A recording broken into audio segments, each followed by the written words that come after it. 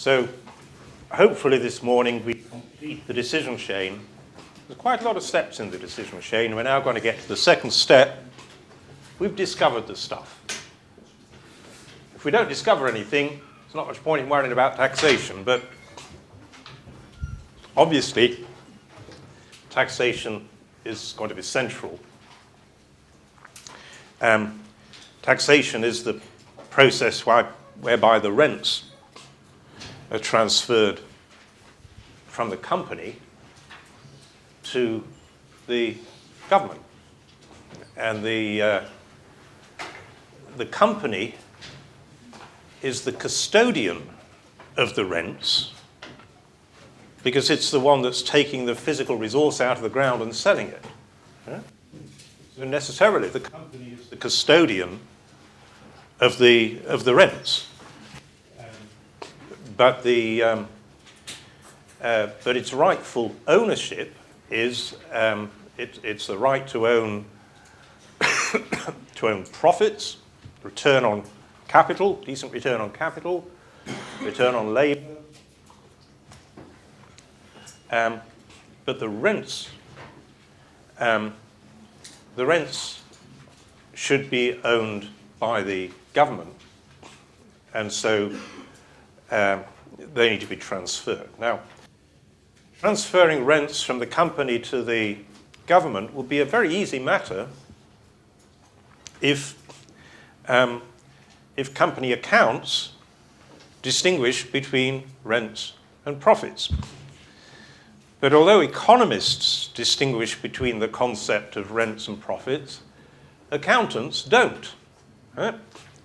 Accountants have a definition of profits which is different from economists, right? So the economic definition of profits is basically the return on capital. Accountants, the definition of profit is revenues minus costs. Right? And so profits and rents are just washed together in this concept, accountants' concept of profits. Right? And this is why the taxation of profits on resource extraction has to be differently designed from the taxation of profits on a manufacturing company. Because a manufacturing company, basically there aren't any rents. The profits really are returns on capital. Okay?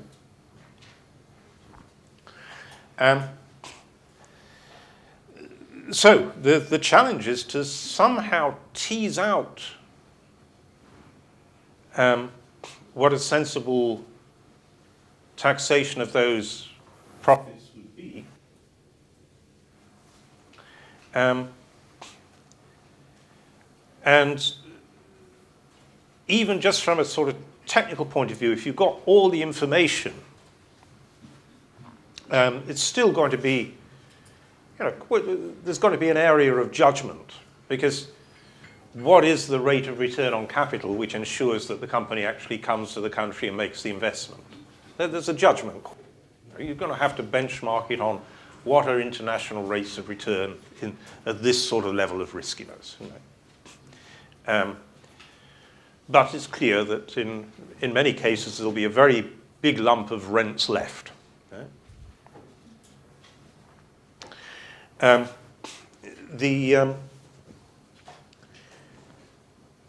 Just before we get into the particular problems, because the prices of commodities go up and down, and the rents, as a consequence, go up and down even more, ideally you need some tax structure which is robust to the sort of things you know are going to change. You know prices are going to go up and down, right?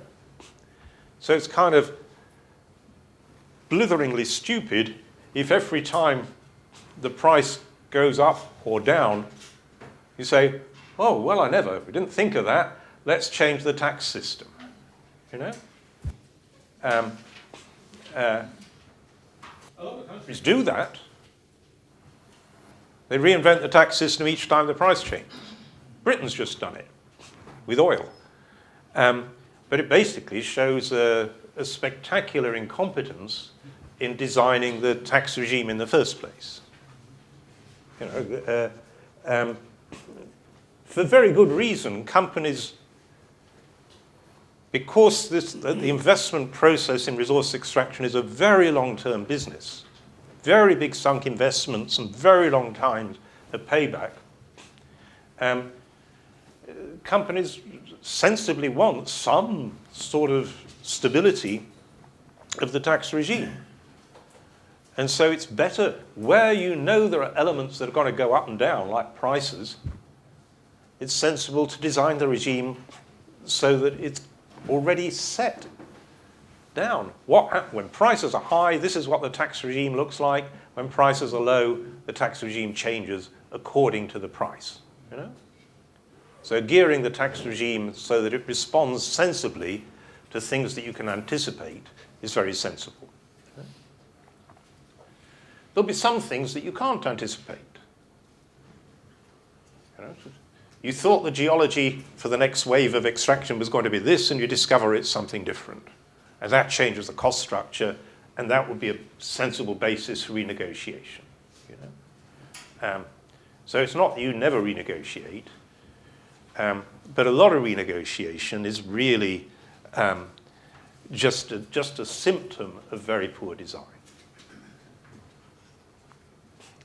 But now I want to get into two areas which are fairly distinctive to resource extraction and a big problem. And one we've already touched on, which is asymmetric information. The fact that the companies know more than the governments. And this applies in a lot of different respects.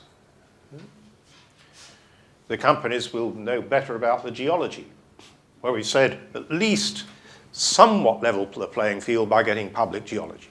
Okay? But above all, here's the real problem. The companies will understand their true costs better than the government.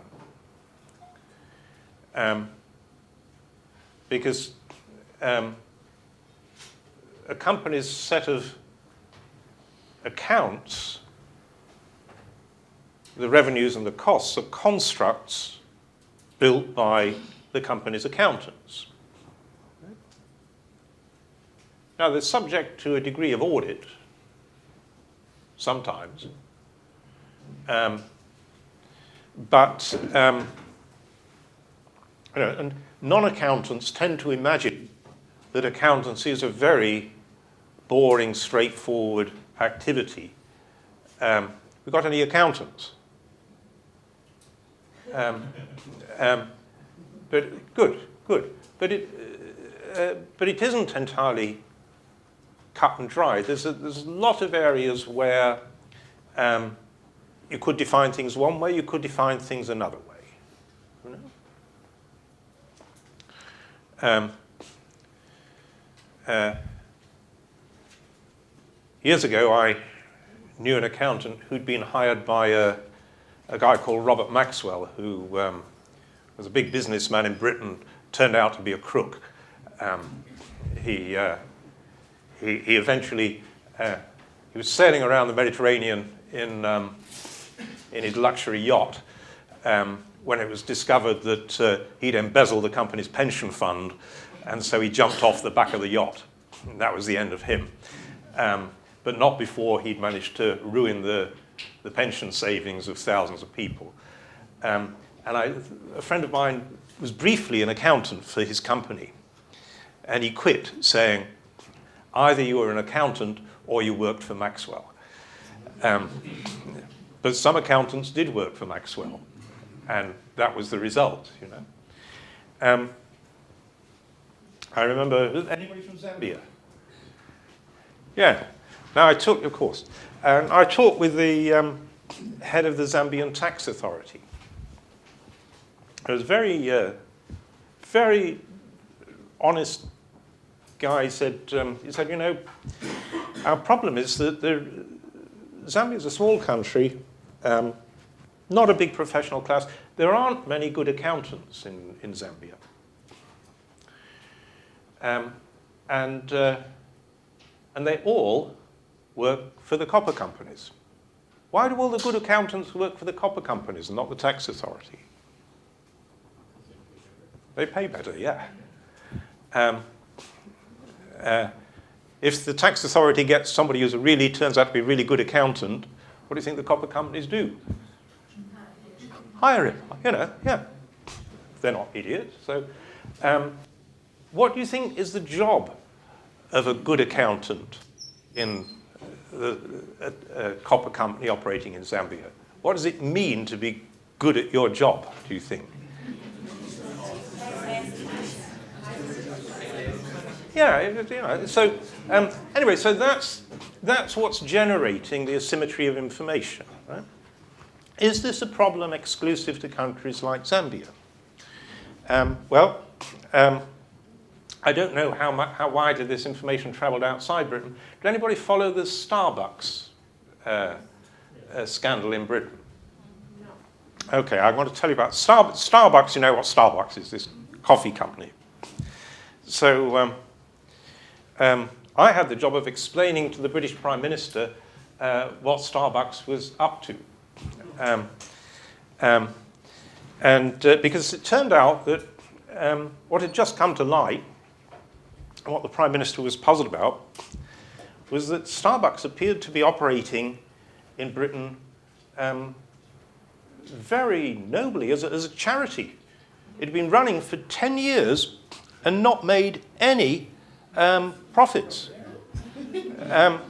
So it had been selling all these billions of cups of coffee, essentially, you know, sort of Starbucks charitable services, you know. And everybody thought it was really good of Starbucks to run the biggest coffee company in Britain for 10 years and not make any money. Which was true, it didn't make any taxable profits at all. But if you delved into it, there was another company called Starbucks Cayman Isles, which was selling something to Starbucks Britain. What it was selling was not coffee. Right? What it was selling was the right to put the name Starbucks on the coffee cups. Right? So there was a cost in the Starbucks Britain company accounts, payment right to use the name Starbucks to Starbucks Cayman Isles. As Starbucks International said, we pay all taxes due in the Cayman Isles. Do you know how many taxes are due in the Cayman Isles? There happens to be no zero tax environment. So it's entirely true. They weren't concealing anything. This was not corruption. But for 10 years, they'd managed to run a system which ended up with no billions of cups of coffee, a lot of money made somewhere, none of it taxable profits in Britain.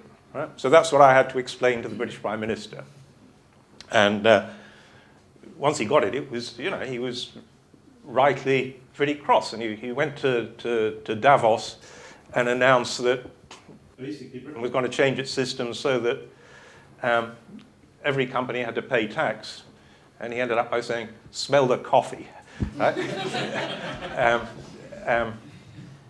But the point of this is that if a country with a very, very sophisticated tax authority, as Britain has, can suffer for 10 years with a company doing something as basically as outrageous as that, with a product as simple as selling a cup of coffee, just think what happens by the time you get to Zambia and you're doing a complex activity, taking copper ore out of the ground. There's no world market in copper ore because it depends on what the copper content of the ore is. You can't observe the true price of the output. Costs. I mean, if Starbucks can do that on its costs, think what you can do with a real company actually doing a genuine activity like taking copper out of the ground, right? So that's a really important asymmetry of information.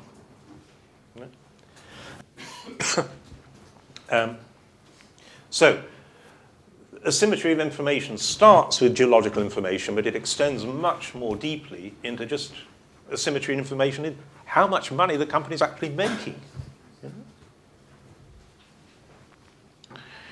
And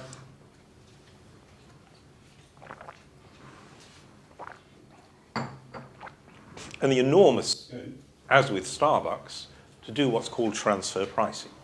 Starbucks was just transferring its profits from the British tax environment to the Cayman Islands tax environment. And it's not a problem that's specific to poor countries. America suffers from this big time. There are something, I think, $4 trillion of corporate profits held offshore because whilst they're held offshore, America doesn't tax them. So there's a huge, there's an annual loss estimated at $60 billion for America. So it's a huge problem for everybody, but it's more important for poor countries than rich ones because poor countries are more dependent upon corporate taxation as a source of revenue than rich ones. Right? So it matters more for you than for the rich countries. So that's the asymmetric information problem. And then we've got one other problem, which we will politely call the agency problem. Agency problem is, again, it's a technical concept in economics. A principal needs an agent to do something, depends on an agent to do something. And how does the principal design an incentive system for the agent to actually do what the principal wants, given that the agent wants to do something that helps the agent, not the principal, right? And in this case, the principal, the people ultimately who own the natural resource, are the citizens of the country. And the agent of all those principles, the citizens, the agent of the citizens, is whoever is sitting in that room on behalf of the government negotiating with the company. And the agent is the agent of citizens, but also has their own interests that are very different from citizens. And that's the agency problem.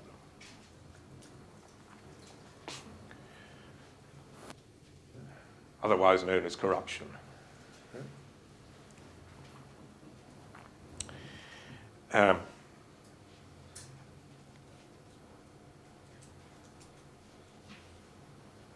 We've got one or two people from Guinea, haven't we?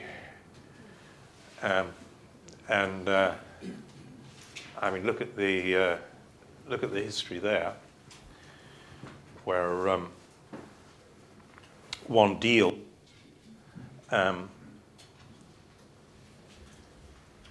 where there is now solid evidence of corruption because the FBI has prosecuted and jailed somebody who was an agent of the company which acquired the rights to half of the biggest iron ore deposits in Africa.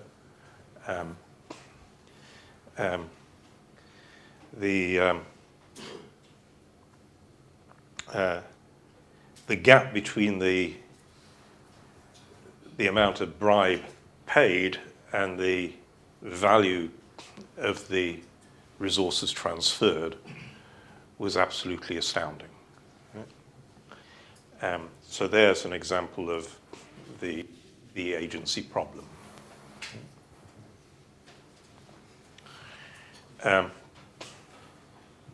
I'll just run on for a bit.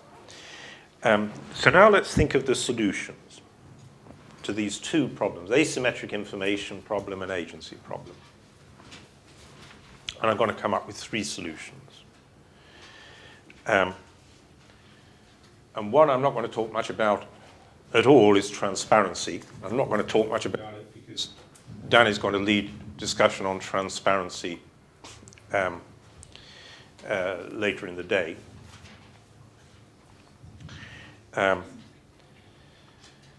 But transparency is clearly part of the solution, especially to the agency problem. In dealing with the asymmetric information problem, there are really two solutions. One is competition. And the ideal is to get competition between companies that themselves have enough of the competence to know the true value of whatever the resource is. Because if you as the government can get competition between companies that know the value, then even if you yourself as a government don't know the value will be revealed by the process of competition. Okay? So that's the value of competition. And the key step is to make those companies compete on something that is commensurate, that is on the same dimension. Okay? What you want to avoid is one company saying, Mr. President, we'll build you an airport. Here's a picture of it. We call the airport after you. And another company saying, and we're going to create jobs for 1,000 people growing oranges or something, something that's totally different. How do you compare one with another? So you want to force competition onto the same dimension, whatever it is. Probably money. But it doesn't have to be money, it might be something else. It could be that the government wants particular infrastructure. How much of this infrastructure will you build, So structuring the competition, and that means exactly avoiding the idea of first come, first serve. You want a gathered field. Now you might think that the more competition, the better, but it's actually doesn't seem to work that way. What you really want is about 3, 4, or 5 competent companies. It's better to have, say, 4 competent companies than it is to have 20 companies. If you've got 20, the chances of anyone getting it are pretty low. None of them are going to take it very seriously. And so, nobody's going to invest very much in finding out what is this really worth. You're just going to say, let's put in a bid and hope we're lucky. Yeah? And one of the 20 will be lucky. But they won't be thinking, we've got to bid accurately because the others will be bidding accurately. So what's the variable in deciding the 3 or 4 companies, not 20? Is the market size, or what are the functions? So why 4, not 20? Because as you move from 4 to 20, the chances of any one winning it, of any one company winning it, go down. By the time you're at 20, you've only got a 5% chance of winning on average. If you've only got a 5% chance of winning on average, you don't want to invest very much in finding out what it's worth. You just want to bid low and hope for the best. Yeah? If you've got 3 or 4... Sorry? Why not 10? 10's better than 20, but the figure that seems empirically to sort of work is get a few. There aren't many serious companies. That's the other dimension is you want to screen out the rogues. Okay. And so you've got to have two dimensions of competence that you've got to check out for. One dimension is technical competence. Are these companies actually capable of doing the search? And the other is financial competence. Have they got the financial wherewithal to actually do it? You know?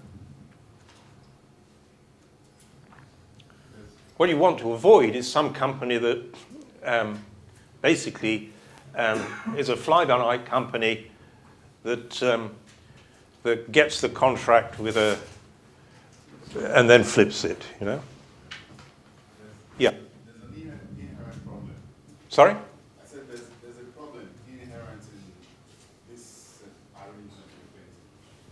And I want to talk about it a bit. How do you secure against the formation of cartels? Yeah, okay. So what's the risk of cartels? I think the risk of cartels here is between the big reputable companies is exaggerated. They're actually generally pretty close to being deadly enemies of each other. They've got corporate cultures which inculcate in their senior executives, you know, you work for Shell. Who do we most hate in the world? Yes, you know. And that's generic not just to resource extraction companies, but to all big companies.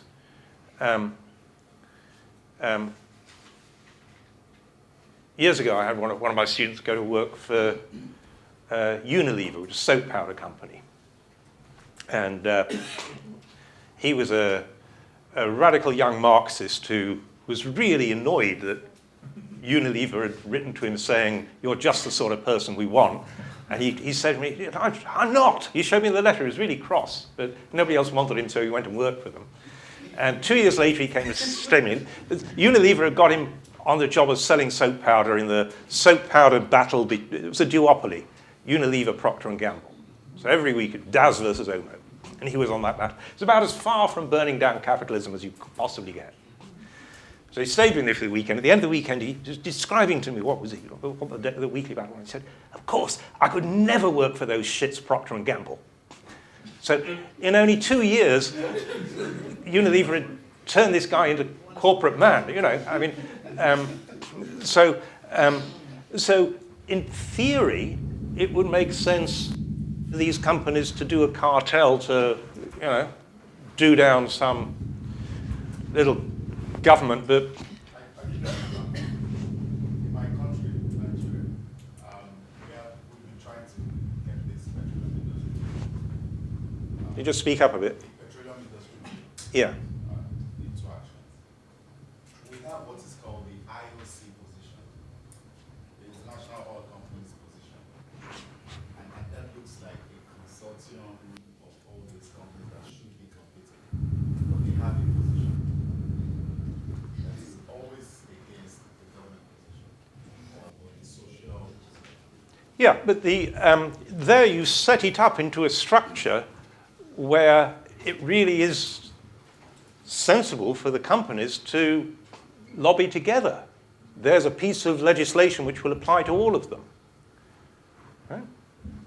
They'll all be subject to the same legislation, so it's sensible for them collectively to agree to lobby as an industry. It's an industry bill. It's not a company, but in an auction of rights, the companies are competing against each other. Right? So you won't get a card. You sometimes get cartels amongst construction companies bidding for infrastructure projects, but the chances of cartels amongst natural resource companies, certainly reputable ones, I think is very low actually. Even the disreputable ones, because they know cartels depend upon being able to trust the other members of the cartel. And there's very little trust in the natural resources industry, I will tell you. Yeah. how do you deal with the large infrastructure project, for instance, that we see in all of Africa, where actually governments really, competition is structured to attract finance, especially where you have the Chinese companies involved. And so you're looking for the finance, so practically not really looking for technical quantities primarily, but who is going to provide the finance? Yeah. So this is where you're trying to do a deal, natural resources in return for infrastructure. And that can be a perfectly sensible deal, but it can still be done in a way that provides structured competition. I mean, the problem in the past has been that kind of China's the only game in town doing those deals, and they go to the president with, you know, here's the airport, Mr. President. We just want these natural resources. And that's completely opaque. And so you don't know whether it's a good deal or bad. You know it's a good deal for China, otherwise they wouldn't be offering it. So what's the solution to that? Is to, if that's the deal you want, resources for infrastructure, run an auction structured around that. Who, you know, here's the resource, how much infrastructure we get. And encourage consortia to come and bid on those, you know. If you can get 3 consortia bidding against each other, that will reveal, you know, if the Chinese win that, they've won against open competition. And so it's probably all right. But what you've got to avoid is the opaque negotiated deal outside the context of competition. So we've done transparency, just to say that Danny will pick that up this afternoon. We've done structured competition. And the final solution on the asymmetric information problem is build tax capacity. And one of the key things I want you to remember from today is the little line, tax what you can observe, and if you're going to tax it, build the capacity to observe it. Okay? If you try and tax what you can't observe, guess how much money you'll get. Right? So you've got to try and design the tax system. The core problem is you've got low capacity in your tax administration. And so what you have to do, both bend the taxes towards things that are pretty easy to monitor and build the monitoring capacity around what it is you've really decided to tax. Right? And again, be really economical with monitoring. Don't try and monitor every damn thing. That's a waste of very limited capacity. Right? So, first let's design the tax system so that it doesn't demand a whole lot of monitoring. A good way of doing that is to tax things which are pretty easy to observe, right? Or pretty hard for the company to conceal. And this speaks to using royalties rather than profits taxes. The royalties, the difference between a royalty and a profits tax is that a profits tax is taxing revenue minus costs. Right? And a royalty is taxing revenue.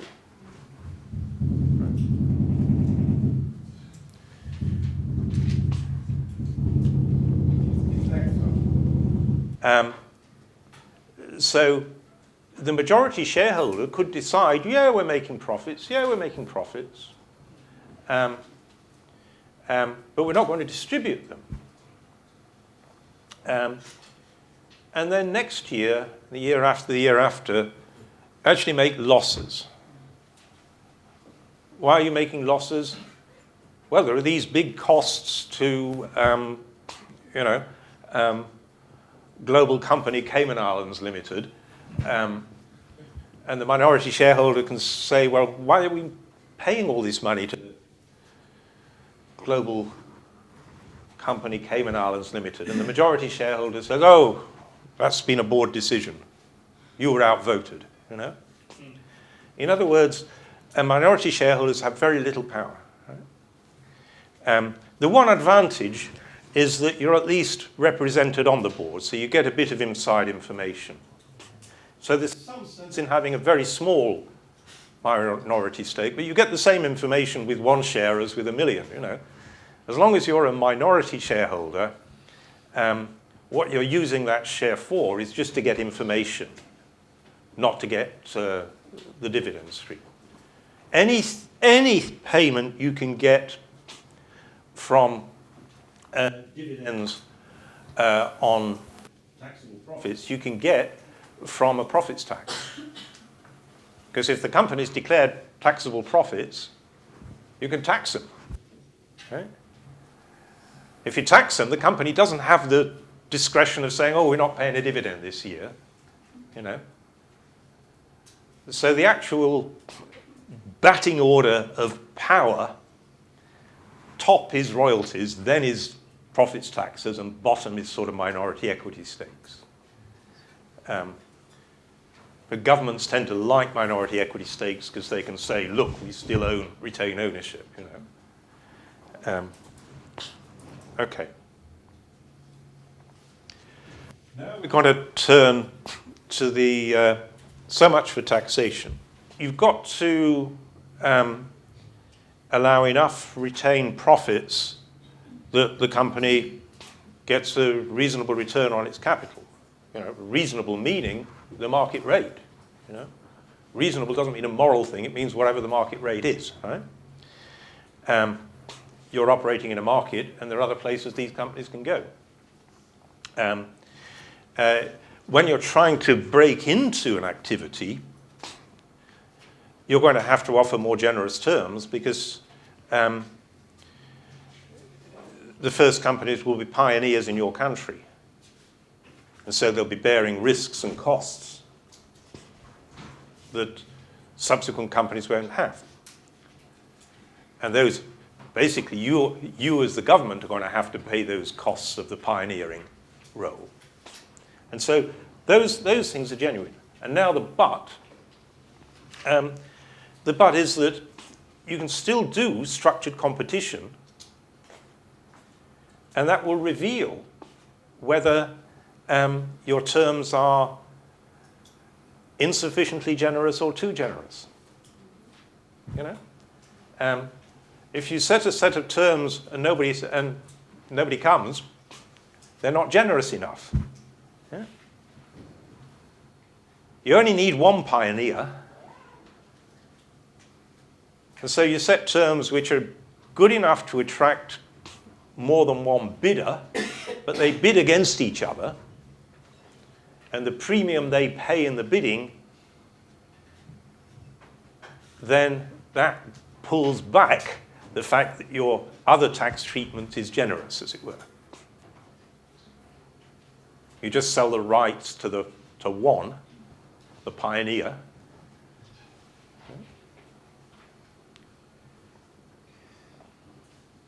So by using an auction process, you're able to recover the fact that you have to leave enough rent in the tax system in order to attract people in the first place.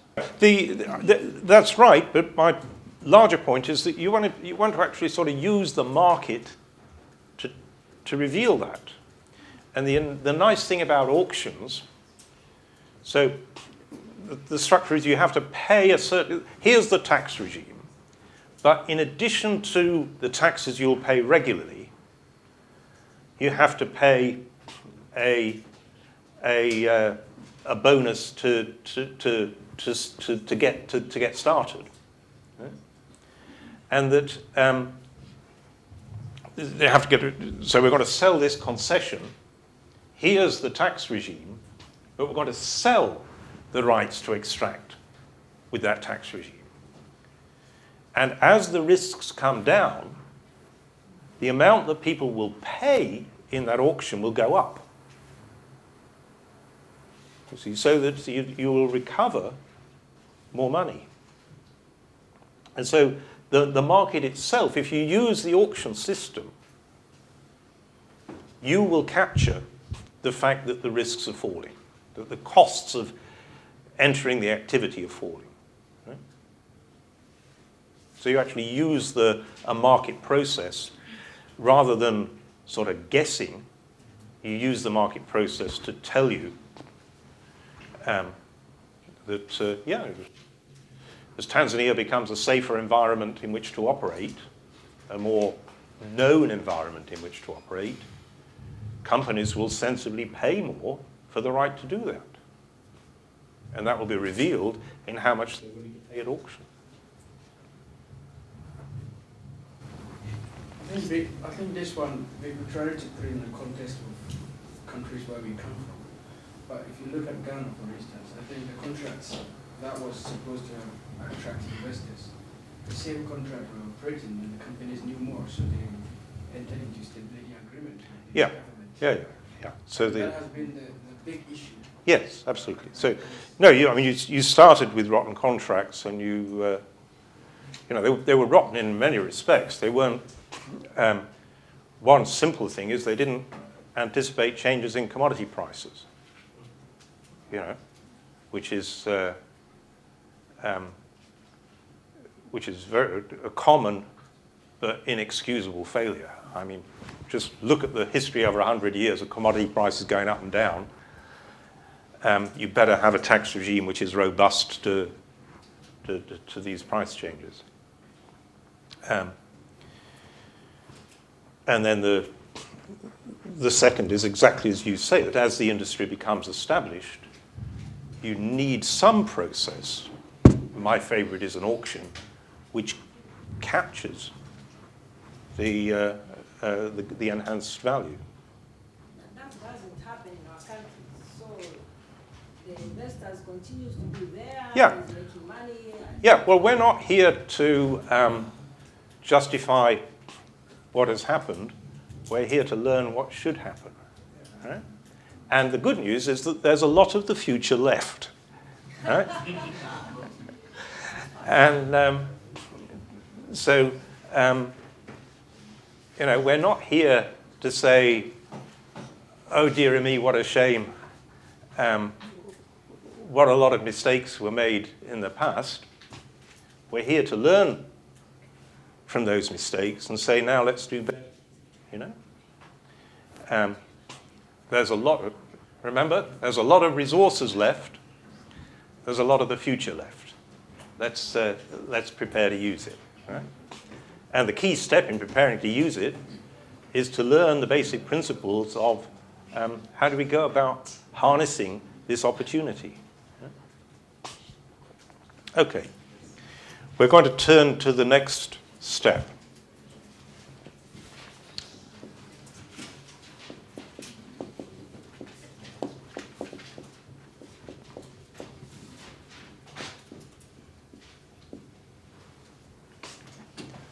I'm going to call that dealing with the local.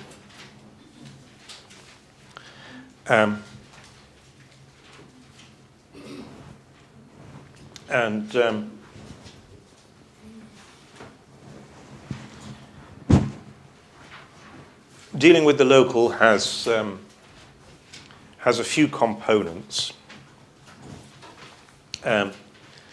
One is we can group it into sort of two things, really. One is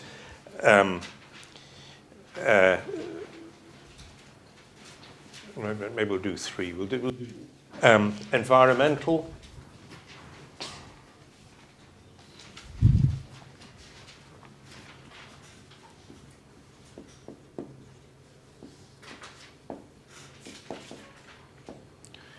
and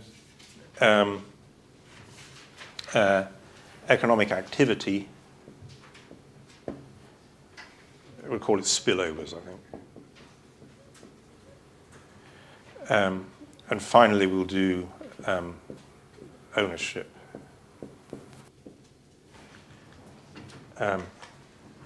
So environmental.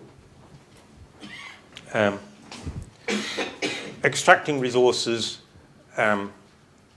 inevitably causes damage.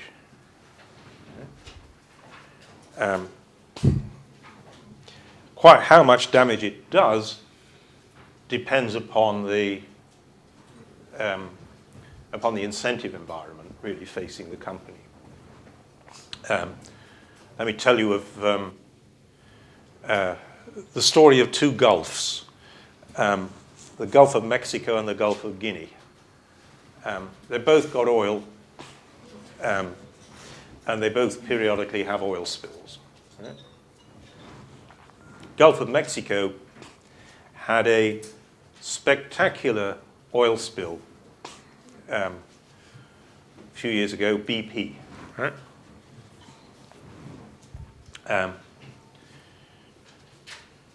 The first thing that BP did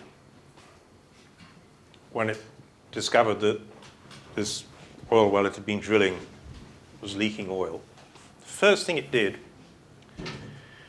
was decide and announce that it was going to spend $500 million just on commissioning independent studies to see who had suffered what damage. So $500 million, not to compensate for any damage, just to discover who had lost, who'd suffered what damage. Okay. Gulf of Guinea, Niger Delta, there have been innumerable oil spills. Okay. But I've never heard of a company announcing that it's going to spend hundreds of millions of dollars finding out who's lost, who's suffered what. Why the difference? Why did BP announce they were going to spend $500 million on independent studies to find out who'd lost what? Why was that a sensible thing for BP to do?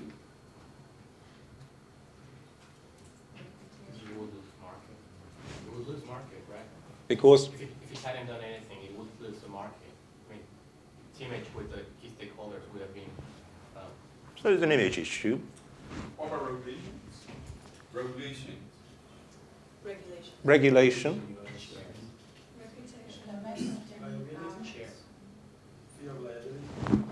They know they're going to get sued anyways. So if they know they're going to get sued, then it's the same issue as before with asymmetric information. So why not go out and get their own information so they can defend themselves against anything that comes against them? And so if they have to spend it anyways, get out in front of it, make it, and then put it out there as a public relations thing of we're trying to help people. So Yeah. help someone that side, then it protects them. Are you American? Yeah. Yeah. I mean, the rest of you are mostly not American, but this oil spill happened in America, and the first thing that BP would think about was, oh my God, American courts. Right? We are going to be sued in the American courts. Right?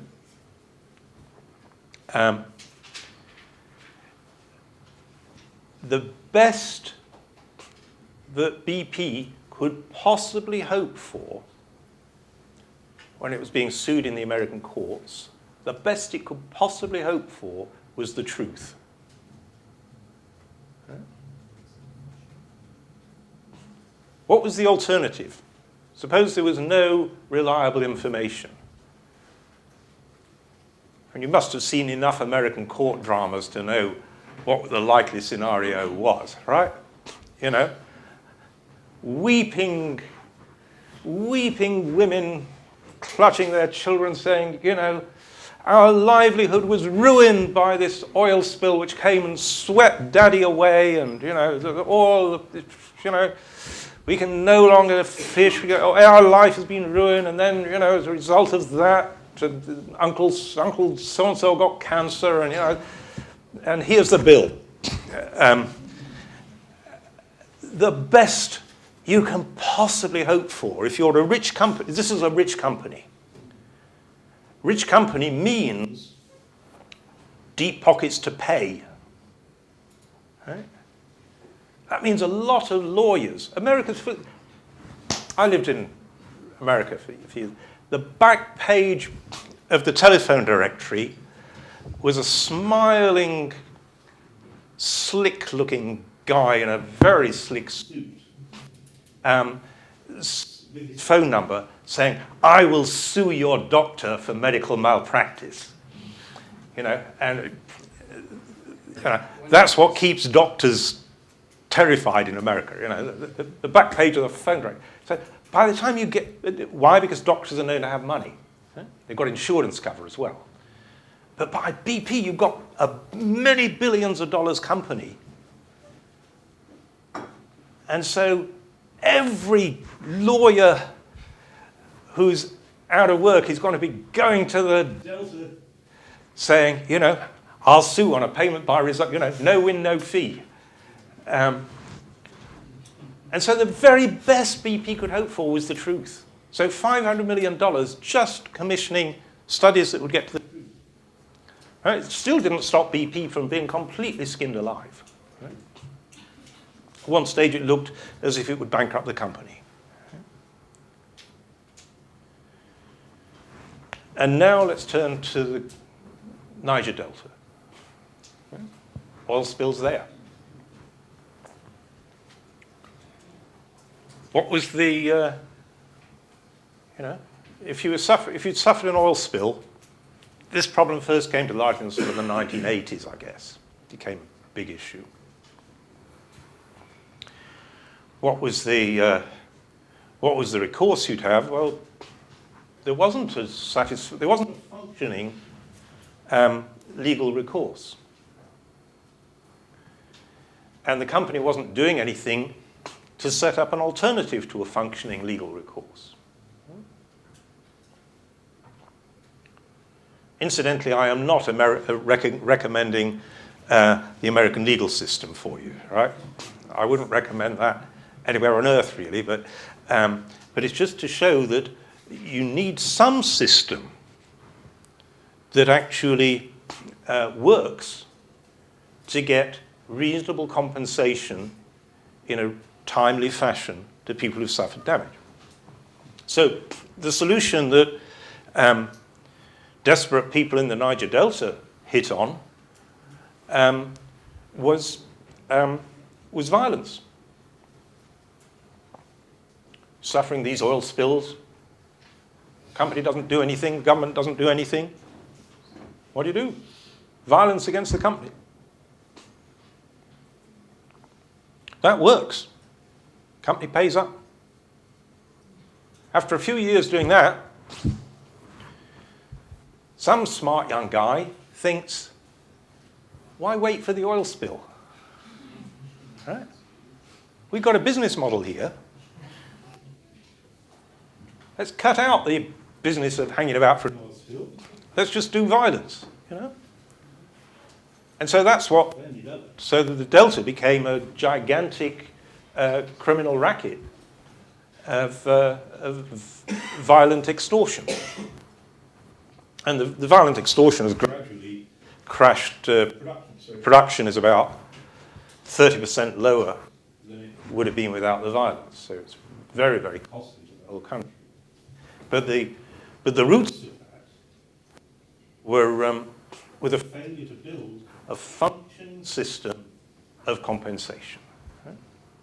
Of course, once you've got a functioning system of compensation, the companies have a huge incentive to avoid risks. They can't avoid all risks. Environmental damage will happen. But they'll avoid the risks that are relatively easy to avoid. If there's no proper compensation system, why bother?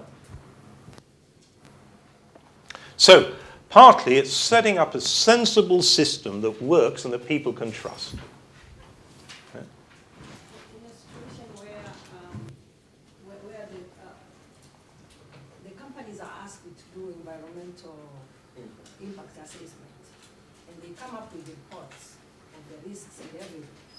But when the problem happens, they are not ready to pay. And unfortunately, governments sometimes do not have capacities Yeah, to do yeah. contract. No, absolutely. So, well, remember what we said about, that any system you've got is only as strong as the capacity to monitor. And so, in building a system, you don't want the best system in the world.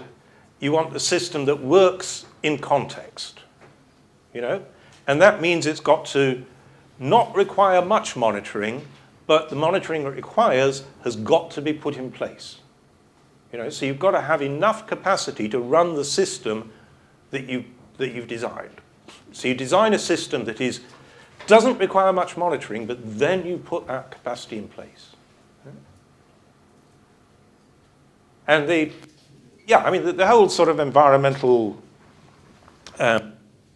ex-ante scrutiny it misses the point that actually this is an ongoing activity. And so you've got to actually set up a process that will deal with compensation as damage arises.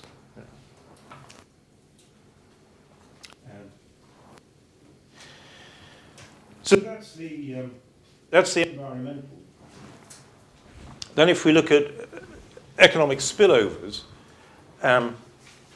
remember that resource extraction is sort of intrinsically designed to be an enclave activity. Take the stuff out of the ground, get it away. Right? So as it were, the default option is that the only interaction with the local is the environmental damage.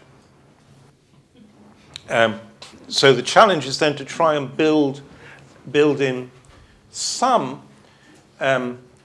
beneficial spillovers, economic spillovers, that don't inflict big costs on the project. Okay? Any costs you inflict on the project, the government itself will pay for indirectly. Okay? Because any costs that you're requiring the companies to do, they'll just say, oh, we'll bid less on the project. Right? So the government needs to bear in mind that although it looks as if it's forcing companies to do this, actually it's paying for it. So it better think, what do we want to pay for? And it's very sensible that the answer shouldn't be nothing. There's some things that the government should want to pay for. And I'm going to tell you that, to my mind, top of the list would be shared use infrastructure. So mines, think of a mine in a remote area. Depending on what's being mined, there'll have to be some transport connection to the coast. Right? Let's think of it as a railway. Right? Sometimes it's just roads, but let's think of it as a railway. So you want to build a railway to take out iron ore.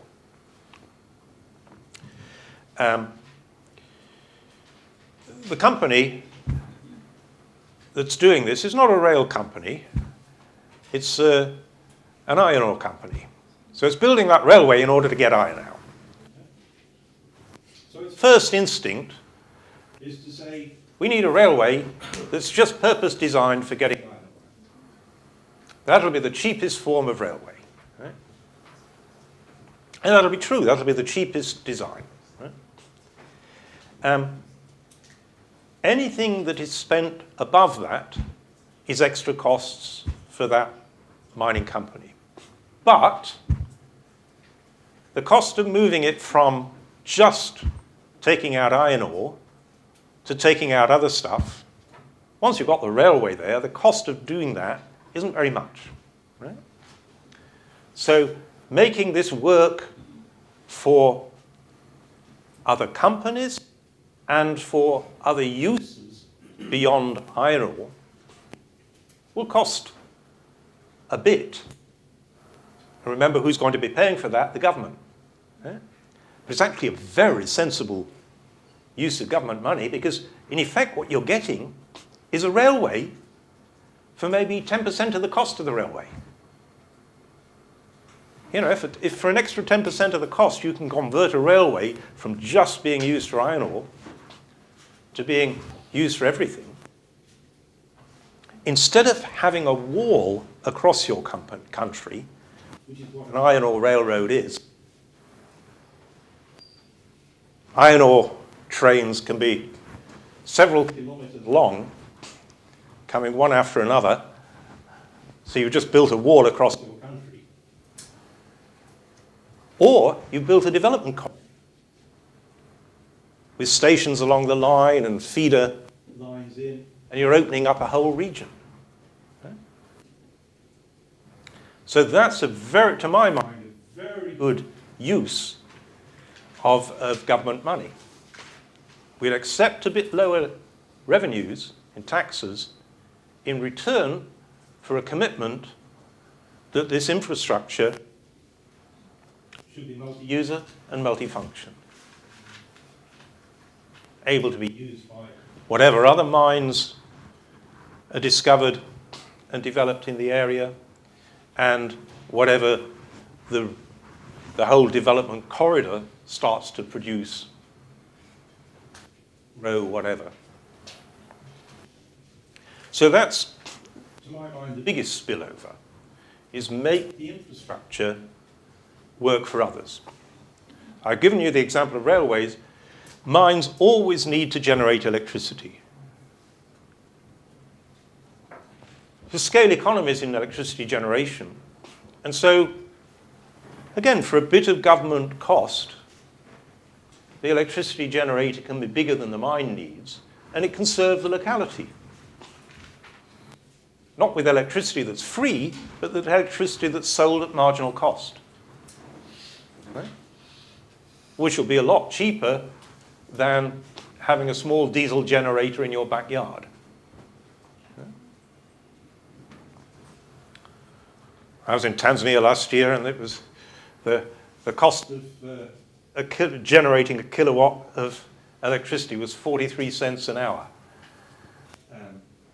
Which is astronomical.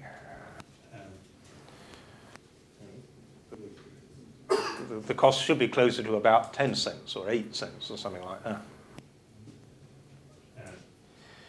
that. And so if the mine has a local network, a local grid, and supplies electricity to that grid and charges 8, 10 cents a kilowatt hour, all the businesses in the locality then get a big advantage.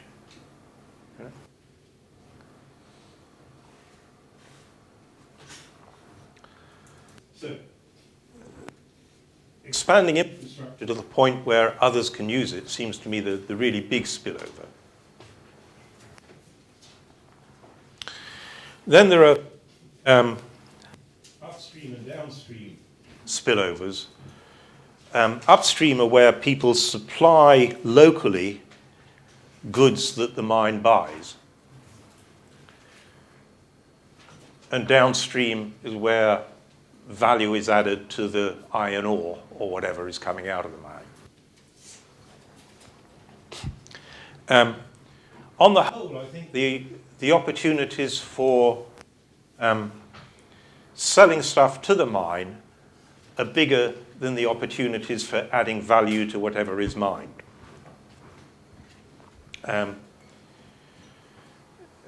Often it won't be just one mine, it'll be a whole industry, a whole mining industry. And a mining industry needs a lot of inputs. And gradually you can build an industry which uses those which produces those inputs. Good example is Nigeria, where Mobil and Shell actually got together to what they really need as an input is a lot of pipelines. A lot of pipelines. And they were importing pipelines on the world market. And then they decided, let's see if we can get a Nigerian company that can make pipelines. And they found a company, local company, and they built it up over the years. So they partnered with it, helped it get the technical skills. And now that company is not just supplying Mobil and Shell, it's exporting pipelines worldwide. So it's become a global, it's got up to global standards. That was what Shell and Mobil were insisting on, basically, that we're not doing this as a charity, we want you to be up at world standards. But they partnered, building that capacity with the local company over years, and now they've succeeded. Yeah? So that's an example of a spillover in the upstream industry, the activities that supply the resource extraction. Downstream is what everybody gets excited about, and I think it's very exaggerated, the idea that you can take iron ore and turn it into iron or whatever. Sometimes you can. Sometimes you can turn cocoa into chocolate or whatever. But there's the cost advantages of this stuff actually coming out of the ground are usually pretty modest. The exception is bauxite and aluminum, that it's generally sensible where possible to process bauxite into alumina before you export it, as long as you have sources of cheap energy. So that's the economic spillovers. Let's finally go to ownership issues. And we come back to the issue I set up, that there's a pool of, there's a $100 bill sellotape under one of your seats. Who should own it?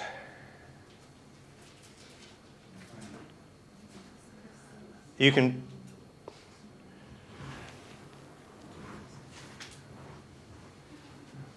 so here's the alternatives. We can have a $100 drinks party this evening, or somebody gets a $100 bill.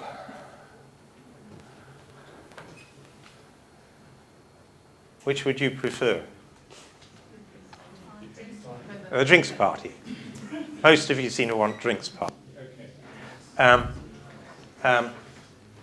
Actually, you're sitting on it. What do you prefer?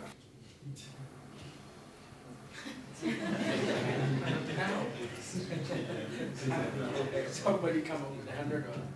We'll take it then. Now, that's okay. So the point of this is that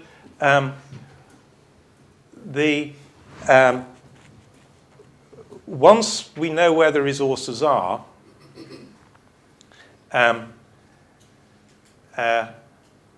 it's kind of a bit late, right? Samuel is going to genuinely and rather self-righteously assert, I'm sitting on it, it's mine, right?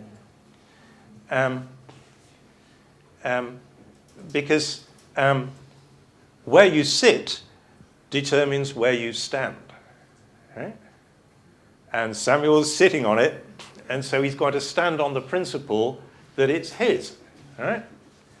Now the rest of you know that you're definitely not sitting on it, you're probably going to stand rather more firmly on the principle that you all want the party, right?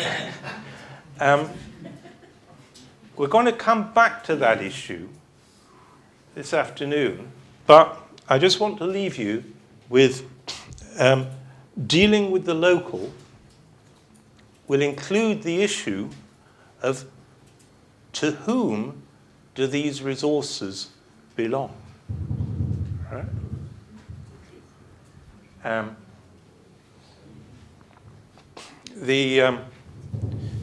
Anybody from Sao Tome and Principe? Well, there aren't many people in Sao Tome and Principe, so that's not surprising. Sao Tome and Principe is two islands. There's Sao Tome and there's Principe. And they're both pretty little. There's only 100,000 people altogether. And all but 3 of them live on Sao Tome. And then 3 people live on Principe. And it, a few years ago, discovered oil. So the good news is these 100,000 people, you know, a lot of oil. Guess where the oil was discovered?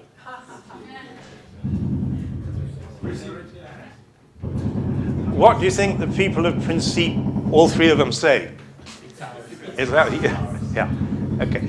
So, and they say it pretty self-righteously, you know, because just like Samuel, where you sit determines where you stand. Anyway, okay. We'll come back to that this afternoon, what you do about it. But just remember that issue is going to have to be faced.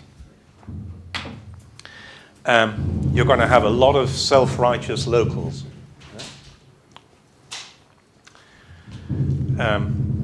We certainly got some Tanzanians, Mtwara, offshore gas. And well, we'll pick up the story this afternoon. Just remind me to talk about Mtwara. Okay, so that's dealing with the local. And now we're going to turn to the 4th stage. Can we ask a question? Yeah, okay. Just one on environmental. Is there ever been a developing country that's decided not to extract based on environmental? Yeah. There's 1 or 2. I was about to say there's 1 or 2 famous ones. It's just that once you say they're famous, you actually need to be able to dredge them up from your mind. But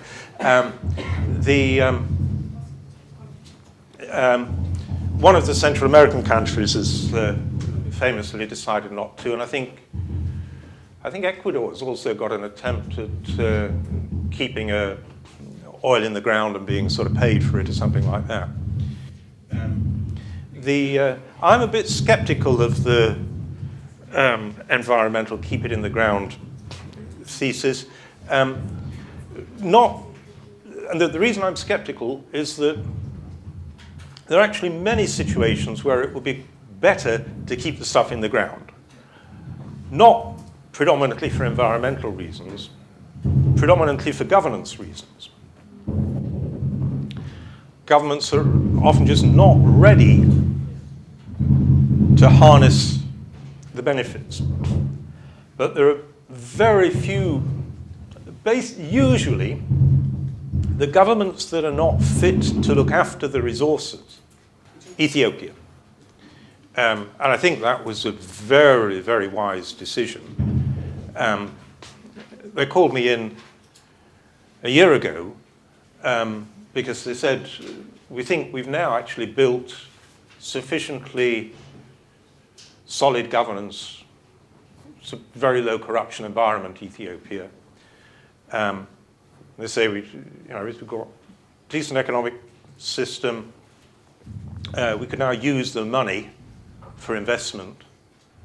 And so we're now ready to look. And they wanted me to just advise them on, basically how to do this stuff. But that's the only case I can think of.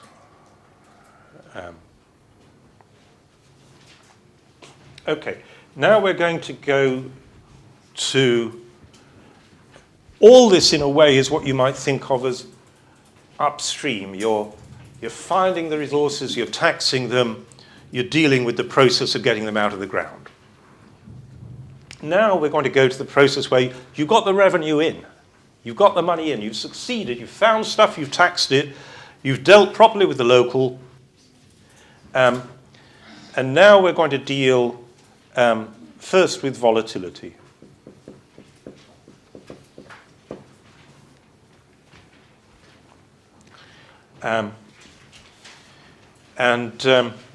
Danny was telling me during the break he's got some lovely slides showing different capacities for dealing with volatility.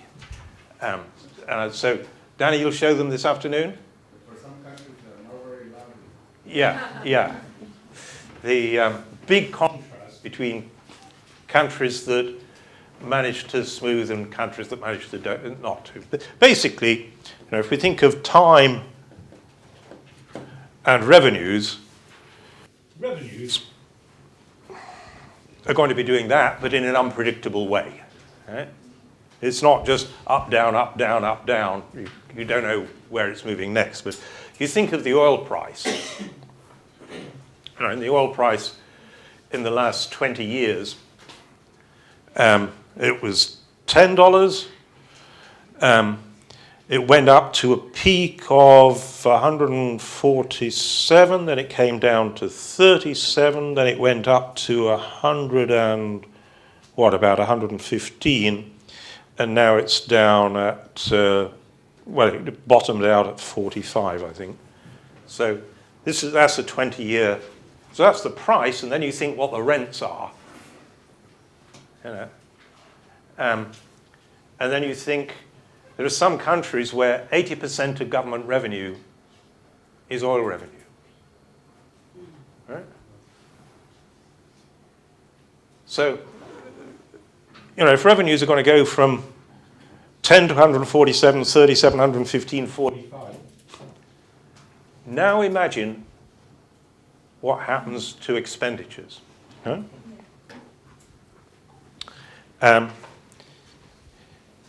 One thing that expenditures could do is just track. Huh? If you do that, what's quality of expenditure? Terrible. Yeah? Just terrible. Yeah?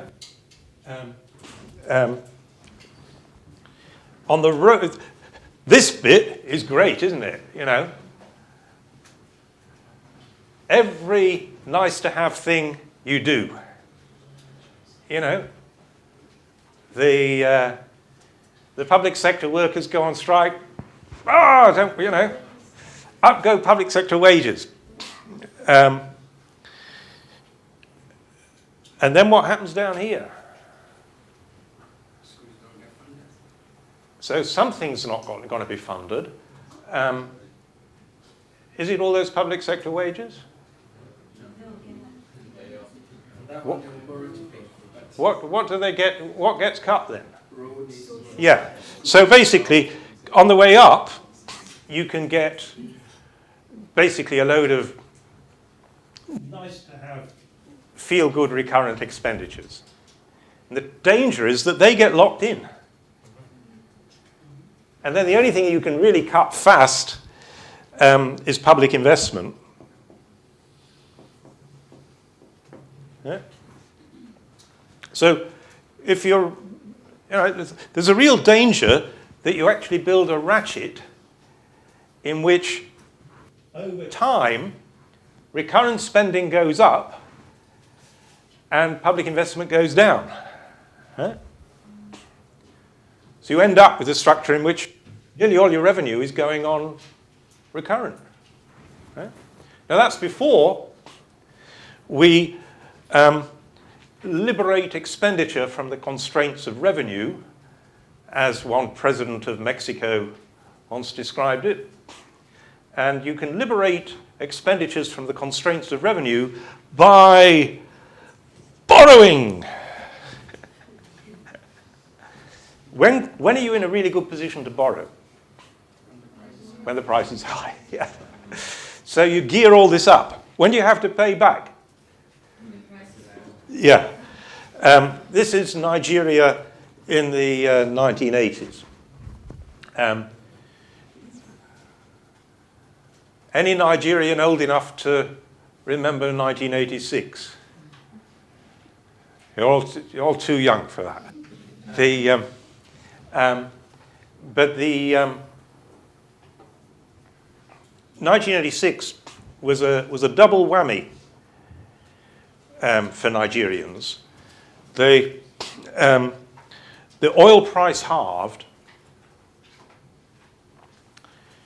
but in the run-up to the fall in oil prices, for the previous few years, the Nigerian government had been borrowing very heavily on world capital markets. And once the oil price crashed, couldn't borrow anymore. On the contrary, it had to start paying back. And so you've got a double shock.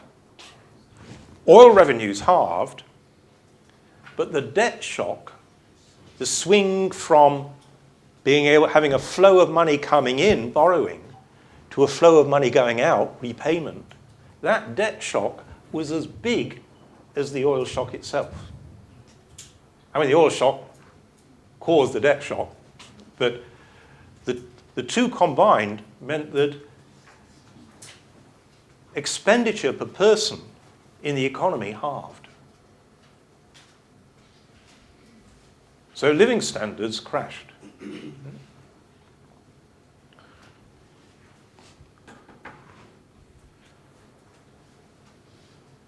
Like total idiots, the IMF came in and said, change this and change that, tweak this and tweak that. So the government was able to say, oh, all this fall in living standards, it's the fault of the IMF. It's nothing to do with us.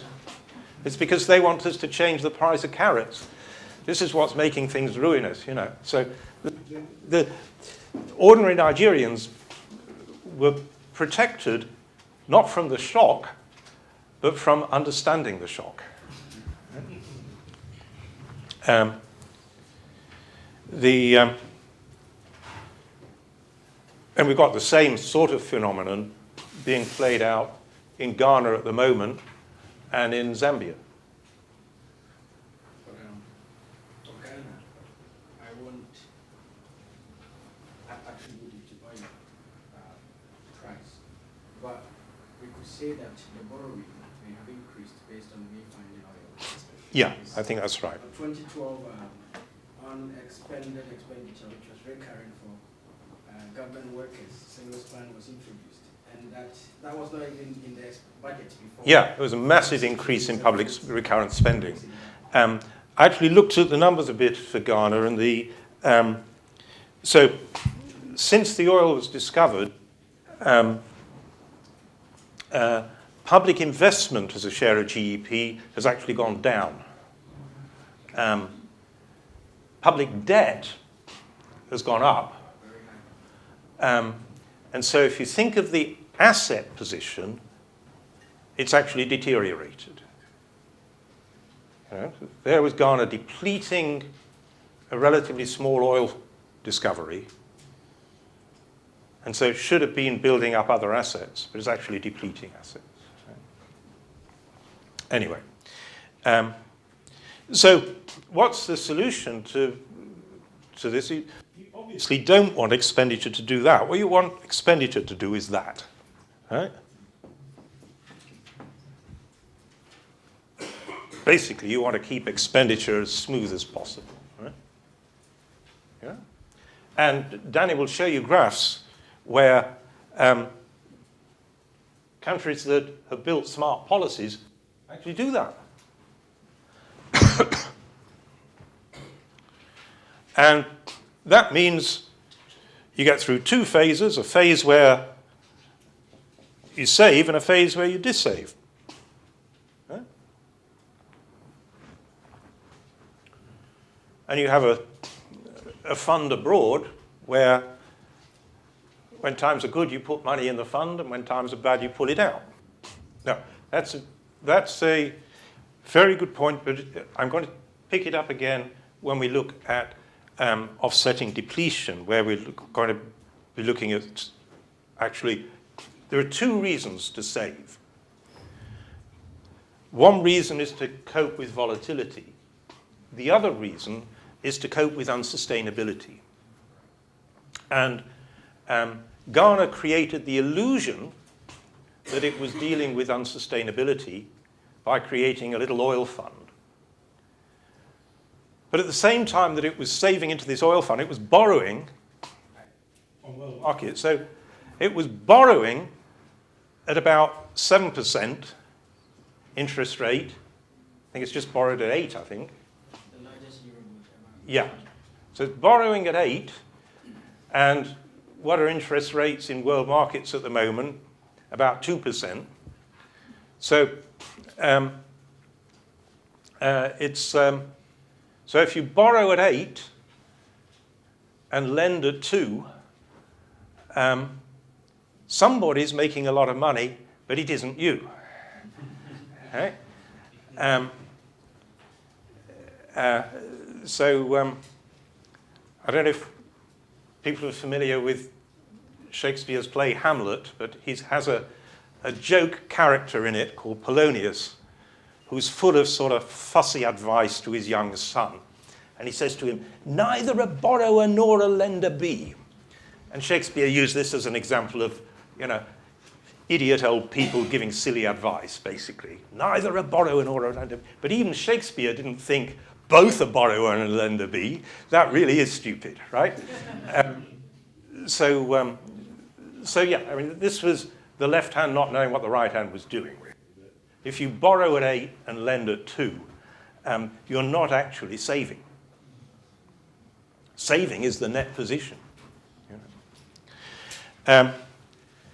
Okay, so dealing with volatility, you're going to be saving when times are good and dissaving when times are bad.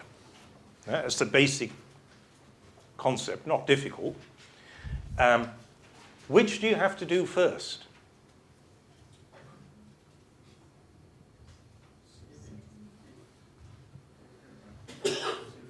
Why can't you start by dissaving when times are bad?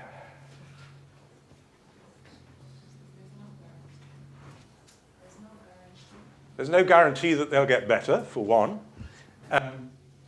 How would you spend more than you earn when your times are bad? You'd have to borrow. People might not be willing to lend to you, right? Certainly not at reasonable terms. So the whole game has to start with save when times are good. Okay? That then creates the ability to dissave when times are bad. A country which did that very well was Botswana. Okay? Twice in the last 30 years, they've hit times when the diamonds market closed down. They just couldn't sell diamonds. So twice they had a period of nearly a year where revenues collapsed. But they built up big funds that enabled them to just smooth. Huh? Yeah?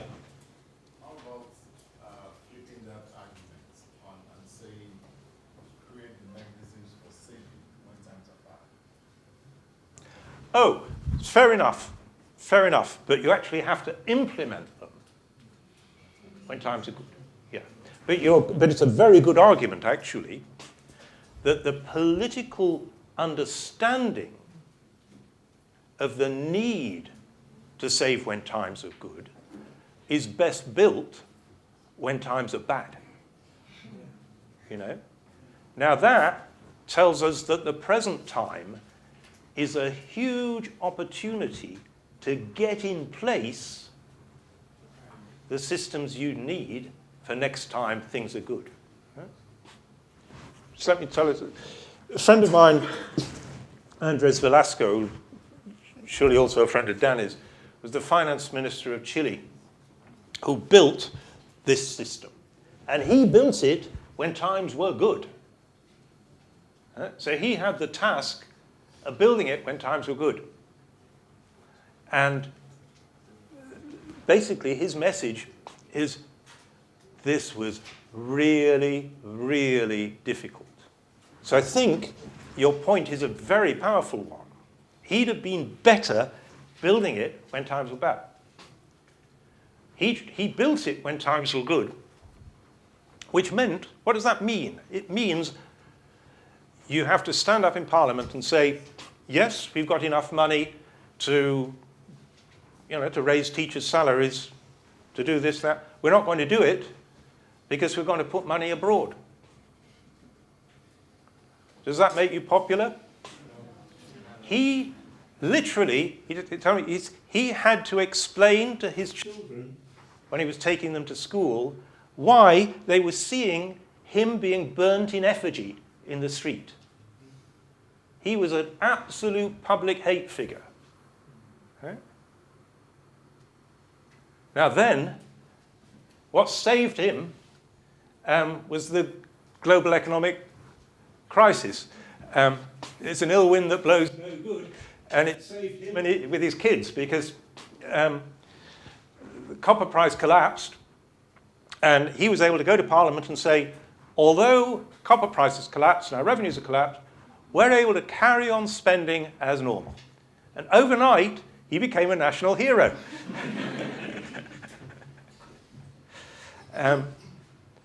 Anyway, sorry, you had a...